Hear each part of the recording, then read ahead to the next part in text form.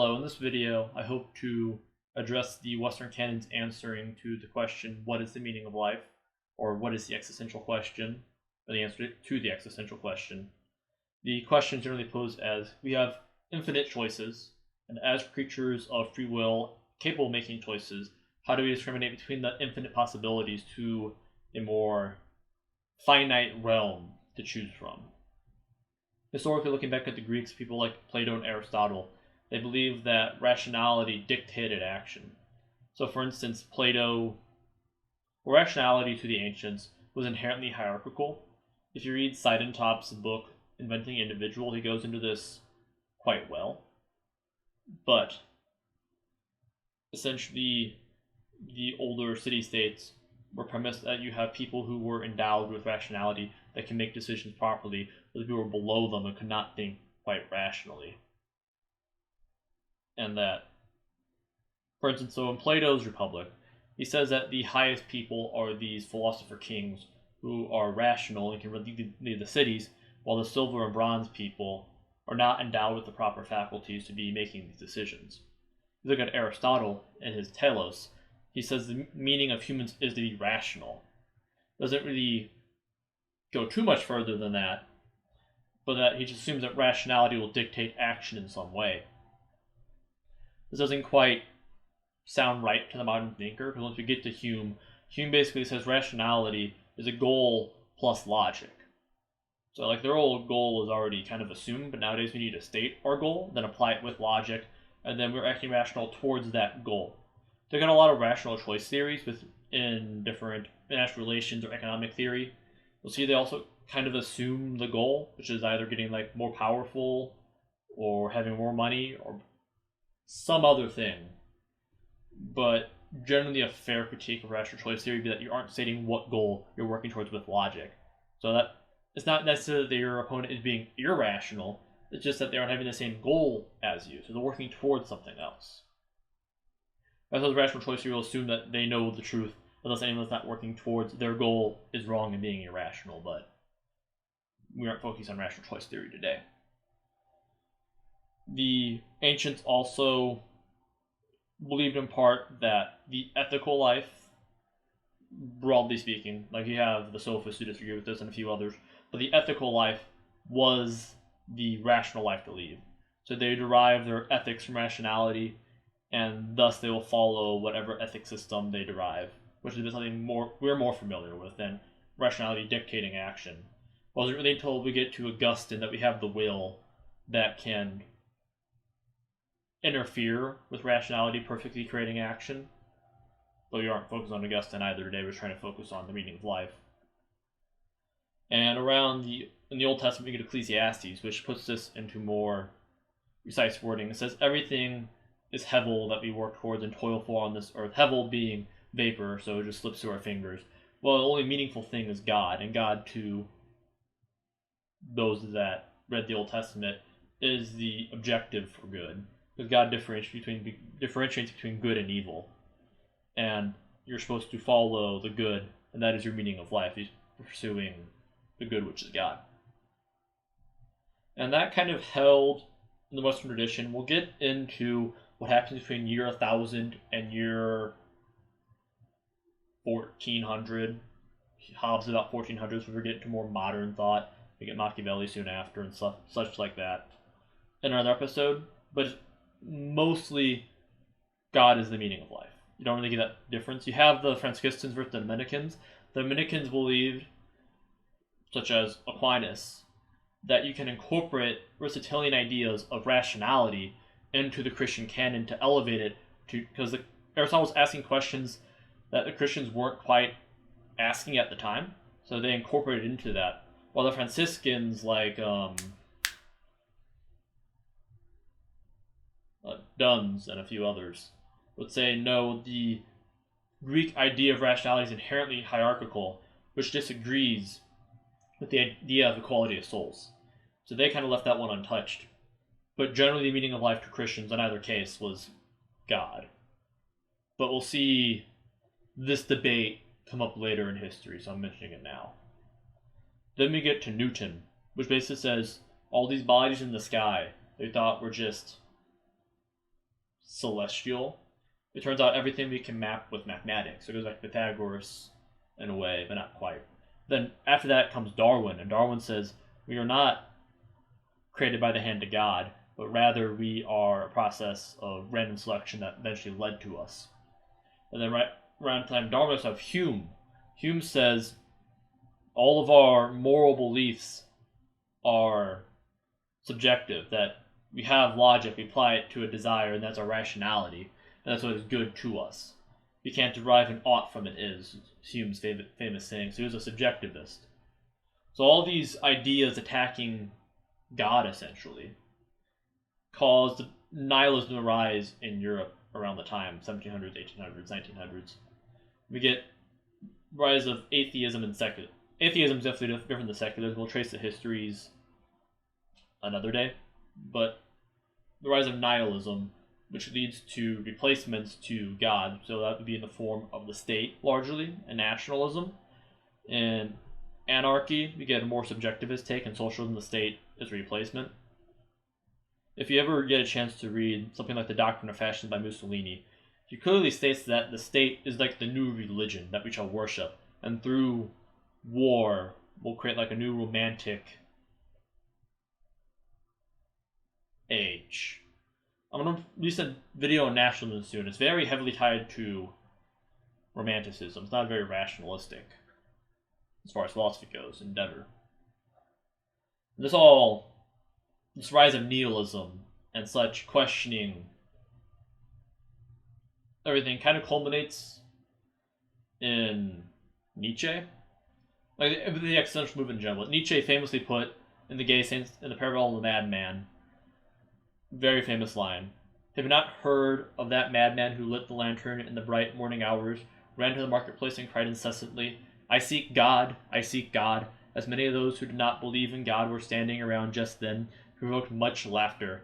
Has he got lost? Asked one. Did he lose his way like a child? Asked another. Or is he hiding? Is he afraid of us? Has he gone on a voyage? Emigrated?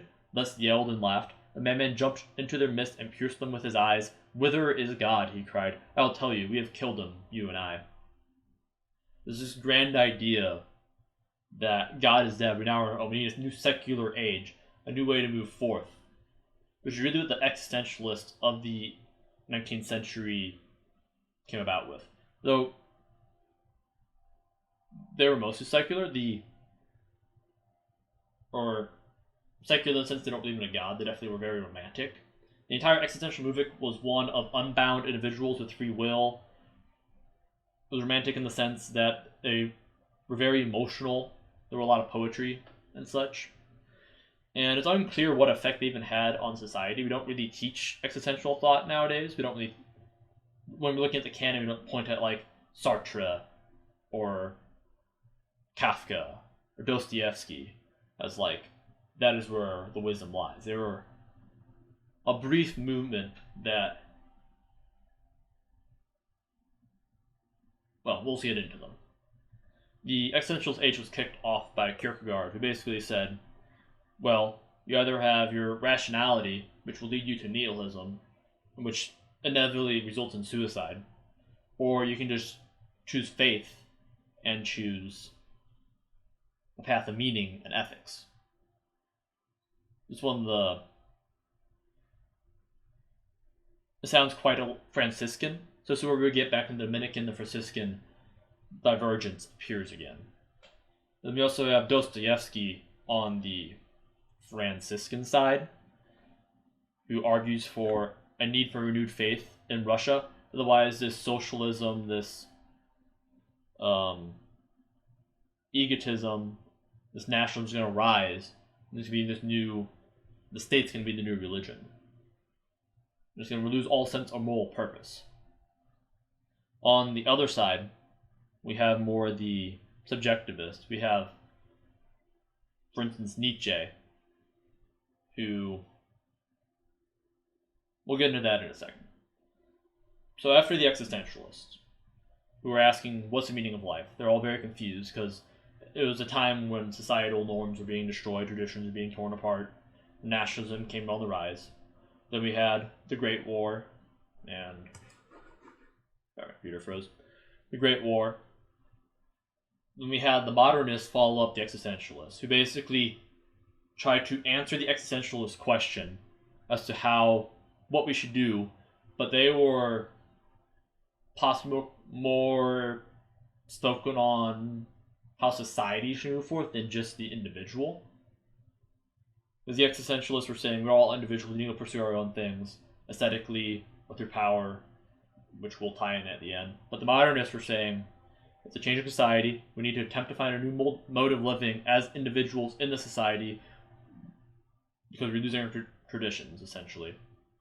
It really peaked after World War One with The Lost Generation, with figures like Hemingway or Woolf. I particularly like Hemingway, so I'll use The Sun Also Rises as an example of this train of thought. So the book kicks off in France with a group of World War One affected one way or another people, because lots of the Lost Generation was living in France, going hedonistically party to party each night, lots of literary societies, lots of uppityness, and they're kind of lost and meaningless there. They're all very nihilistic, not liking their odds. They all decided to go take a trip to Spain, and in Spain, the church is still very much alive. They still have parties there. Actually, it's a week of partying going on in Spain. That's why they're there. But all their traditions and ceremonies have meaning behind them. And at the very start of the book, Hemingway contrasts a quote by Gertrude Stein, who was Hemingway's mentor, more or less, that says, "You're all a lost generation," with this long, eloquent quote from Ecclesiastes saying, well, it doesn't really matter that your times are changing, etc. The fundamental truths of reality, that we still need to all follow the basic good for the meaning of life, still holds, regardless of what happened during the Great War. So the modernists, although willing to move on from tradition, they're still somewhat grounded in a mixture of rationalistic and romantic philosophy. They definitely were incorporating more of the emotions into it than the Enlightenment allowed. Because Romanticism was a rebellion against the Enlightenment, saying you can't just boil it all down to atoms, Newton. We are, well, that's more Hume than Newton. Newton just did the math. Hume said we are atoms. But trying to find a way to move forward in society and answer that question. After the modernists, you get the postmodernists, who say, well, they are undoubtedly just wholly romantic. They only rely on their emotions and their inner desires. They say you can't justify any one interpretation of reality over the other. They have a rejection of logic and science. They have an interesting Marxist dynamic where you have the powerful versus the powerless. And we'll go into why we're so focused on power at the end of this, once we get through the history. And nowadays we have the modern age where the question of why should we exist is largely ignored. We have figures like Jordan Peterson argue that meaning is found through responsibility. It's an okay argument, but it's not that well defined. He argues that you'll feel fulfilled doing responsible things, but doesn't make the ethical case for it. So if you were to boil down this history of the Western canon trying to answer what is the meaning of life, you have two tracks. You have the objective track and the subjective track. In the objective track, you have rationalism and religion. The rationalist will argue you can, from either first principle or posteriori principles, essentially the data we collect through living, that we can derive what is ethical. By what is ethical is what we should do. Because essentially ethics is that which determines what we should and shouldn't do. From that, we're allowed to pursue our desires within the ethical framework. Religion, on the other hand, says we have a revelation in what is good and bad, and that revelation will discriminate between good and evil. The subjectivists do not think there is a criterion for the good. So that leads them to either breaking up into caring about power or caring about asceticism. The people that care about power, because everything's relative, you have your interpretation of the world. They want to try to make that a reality because that's your desire. You're trying to force your reality of your head, your desires, onto the world. The only way to do that is through power. So all social structures, all institutions, all moral beliefs are merely power being impressed upon others. And everything is subjective. You can't derive these things. They just happen and you're living. The other track is the aesthetic route. Nietzsche does fall into power. He also falls into aestheticism. The main aesthetic person is James Joyce. If you read his Portrait of a Young Man, I believe it's called, it really gets into this theme where you want to make yourself a work of art that through Camus is another good example of this. Your very existence is rebellion against the absurdness of reality. So it's up to you to become your own God. Because God is that which, or the absolute good is that which just discriminates between good and evil, which then gives meaning to life, because you can do good things. If you take away that, you now have to become your own God, which Nietzsche definitely does argue for with his Übermensch, that the postmodernists argue for is God is dead, now we replace him with ourselves. We are our own power. What James Joyce is, I'll become my own, and Camus, I'll become my own force for living. Become a work of art myself. Beauty is now the meaning of life with the aestheticist.